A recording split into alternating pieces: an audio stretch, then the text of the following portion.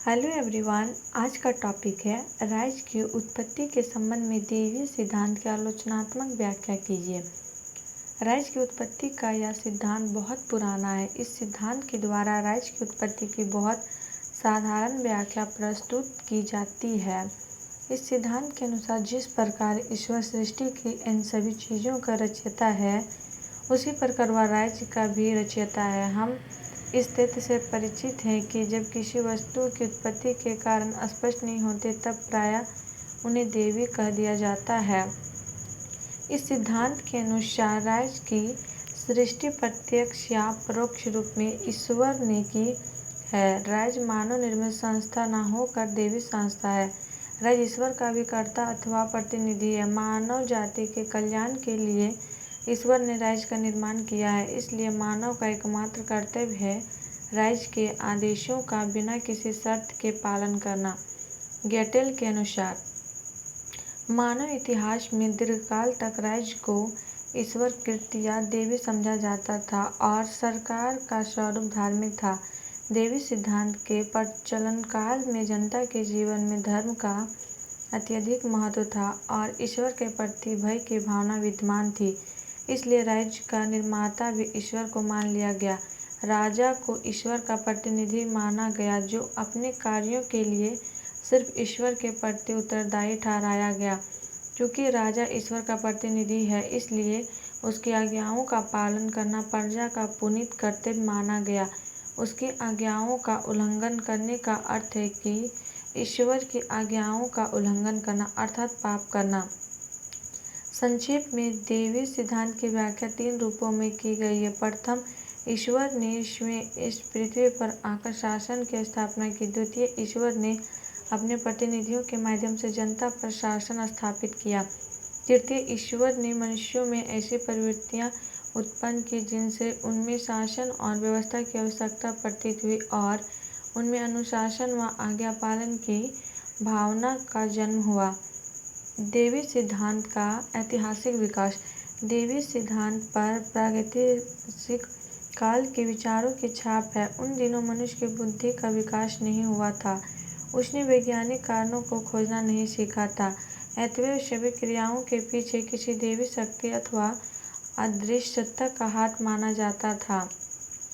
राज्य की उत्पत्ति के दैवी सिद्धांत के सर्वप्रथम प्रवर्तक यहूदी थे। उनके धार्मिक ग्रंथ ओल्ड टेस्टामेंट में कहा गया है कि राजाओं की नियुक्ति ईश्वर करता है, उन्हें पद से हटाता है, दंड देता है तथा दुष्ट राजाओं की हत्या भी करता है। यूनान व रोम में भी इस सिद्धांत को प्रत्यक्ष या परोक्ष रूप में समर्थन मिला। यूनानी यद्यपि राज्य को मनुष्य की स्वाभाविक या प्राकृतिक संस्था मानते थे, परंतु उन्होंने राज्य के धार्मिक स्वरूप को अस्वीकार नहीं किया। रोमवासियों का यह विश्वास था कि ईश्वर अपरोक्ष रूप से राज्य की शासन व्यवस्था का संचालन करता है। प्लूटार्क के शब्दों में, एक नगर की स्थापना भूमि के बिना संभव है, परंतु ईश्वर में विश्वास के बिना राज्य की स्थापना नहीं हो सकती। मिस्र के प्राचीन निवासी तो राजा को साक्षात ईश्वर मानते थे। चीन में राजा को ईश्वर का प्रतिनिधि अथवा देवताओं का वंशज समझा जाता था। जापान में राजा को सूर्यपुत्र माना जाता था और नेपाल, तिब्बत आदि देशों में राजा को ईश्वर का अवतार समझा जाता था। मनुस्मृति में इस बात का उल्लेख मिलता है कि निर्बलों की बलवानों से रक्षा करने हेतु ईश्वर ने राज्य की स्थापना की। महाभारत में भी स्पष्टता उल्लिखित है कि जब लोगों के लिए अराजकता असहनीय हो गई तो वे परमात्मा के पास गए और प्रार्थना की कि हे प्रभु, मुखिया के बिना हमारा विनाश हो रहा है। तब ईश्वर ने मनु को उनका राजा नियुक्त किया। जब यूरोप में ईसाई धर्म का प्रचार हुआ तो दैवी उत्पत्ति सिद्धांत को काफ़ी समर्थन प्राप्त हुआ। बाइबिल में लिखा है, प्रत्येक प्राणी को दैवी शक्ति सिद्धांत एक दूसरे से भिन्न है, तथापि दैवी अधिकार का सिद्धांत इस सिद्धांत का उपनियम है। 16वीं और 17वीं शताब्दी में इस सिद्धांत के आधार पर राजाओं के दैवी अधिकार प्रतिपादित हुए। रॉबर्ट फिल्मर और इंग्लैंड का राजा जेम्स प्रथम इस सिद्धांत के प्रमुख प्रतिपादक थे। इस सिद्धांत की व्याख्या करते हुए जेम्स प्रथम ने कहा था कि राजा लोग पृथ्वी पर ईश्वर की श्वास लेती हुई मूर्तियां हैं और उनके आदेशों की आज्ञा ईश्वर की अवज्ञा है। जिस तरह परमात्मा के कीर्ति का विरोध करना नास्तिकता और ईश्वर निंदा है, उसी तरह एक प्रजाजन में यह भाव होना कि राजा क्या कर सकता है अथवा यह कहना कि राजा या नहीं कर सकता अधर्म और ईश्वर विरोध है। इस धरती पर राजतंत्र का राज्य सर्वोच्च है, क्योंकि राजा लोग धरती पर भगवान के सिंहासन पर बैठने वाले भगवान के अभिकर्ता ही नहीं अपितु स्वतः भगवान द्वारा वे भगवान के रूप कहे जाते हैं। जेम्स प्रथम का दृढ़ विश्वास था कि राजा बुद्धिमान और अच्छे होते हैं और प्रजा मूर्ख और कमजोर होती है। यदि राजा बुरा हो, जो भी प्रजा को उसके विरुद्ध विद्रोह करने का अधिकार नहीं है। राजा के प्रति विद्रोह करना स्वयं ईश्वर के प्रति विद्रोह करना है, क्योंकि राजा तो ईश्वर का ही प्रतिनिधि है। दुष्ट राजा प्रजा के पापों के प्रायश्चित स्वरूप ईश्वर द्वारा प्रजा को दिया गया दंड है। जेम्स प्रथम के शब्दों में राजाओं को देवता कहना बिल्कुल ठीक है, क्योंकि वे पृथ्वी पर देवी शक्ति की तरह ही व्यवहार करते हैं। इस सिद्धांत की प्रमुख मान्यताएं हैं।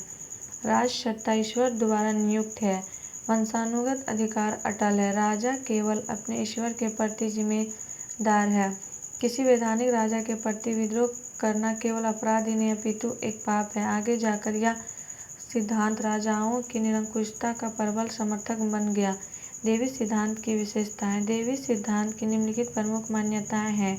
ईश्वर का प्रतिनिधि राजा है तथा राजसभा ईश्वर प्रदत्त है। राजा का पद पैतृक है। राजा ईश्वर के प्रति उत्तरदायी है, जनता के प्रति नहीं। राजा की अवज्ञा करना पाप है। राजा की शक्ति असीमित है। जनता को उसके विरुद्ध कोई अधिकार प्राप्त नहीं है। वे उसके खिलाफ विद्रोह नहीं कर सकते। देवी सिद्धांत की आलोचना। देवी उत्पत्ति के सिद्धांत की आलोचना की गई है। बर्ट्रैंड रसल के शब्दों में यह संपूर्ण सिद्धांत आधुनिक मस्तिष्क को इतना विचित्र लगता है कि यह विश्वास नहीं होता कि लोगों ने कभी गंभीरता से इसकी व्याख्या की होगी। निम्नलिखित तर्कों के आधार पर इस सिद्धांत की आलोचना की जाती है। अवैज्ञानिक। यह सिद्धांत अवैज्ञानिक तथा तर्कहीन है। यह विश्वास पर आधारित है, न कि तर्क या विवेक पर। डार्विन ने विकासवादी सिद्धांत के आधार पर इस बात को सिद्ध कर दिया है कि विश्व में ऐसी वस्तु नहीं है जिसका निर्माण ईश्वर ने किया हो। सभी वस्तुएं ऐतिहासिक विकास का परिणाम है। अतः राज्य की उत्पत्ति को ईश्वर द्वारा निर्मित बतलाने वाला देवी सिद्धांत डार्विन के विकासवादी सिद्धांत के आधार पर अवैज्ञानिक सिद्ध होता है। अनैतिहासिक। यह सिद्धांत ऐतिहासिक है। इसके पीछे ठोस ऐतिहासिक आधार नहीं है। इतिहास में ऐसे किसी राजा का उल्लेख नहीं मिलता जो ईश्वर का प्रतिनिधि होने का दावा करने के साथ ईश्वर प्रदत्त कोई ऐसा प्रमाण पत्र प्रस्तुत कर सका हो जिससे यह निष्कर्ष निकाला जा सके कि ईश्वर का वह सच्चा प्रतिनिधि है। गिल क्राइस्ट के शब्दों में देवी सिद्धांत का प्रधान लक्ष्य निरंकुशतावाद का समर्थन करना था। राज्य की उत्पत्ति बतलाना तो इसके लिए गौण वस्तु था। निरंकुशता का पोषक। यह सिद्धांत राजा को ईश्वर का प्रतिनिधित्व बताकर उसके स्वेच्छाचारिता तथा निरंकुशता का समर्थन करता है। इससे राजाओं को मनमाने ढंग से शासन करने का अधिकार बना देता है तथा उसे किसी के प्रति उत्तरदायी नहीं रखता। गिल क्राइस्ट के शब्दों में देवी सिद्धांत का प्रधान लक्ष्य निरंकुशतावाद का समर्थन करना था। राज्य की उत्पत्ति बतलाना तो इसके लिए गौण वस्तु था।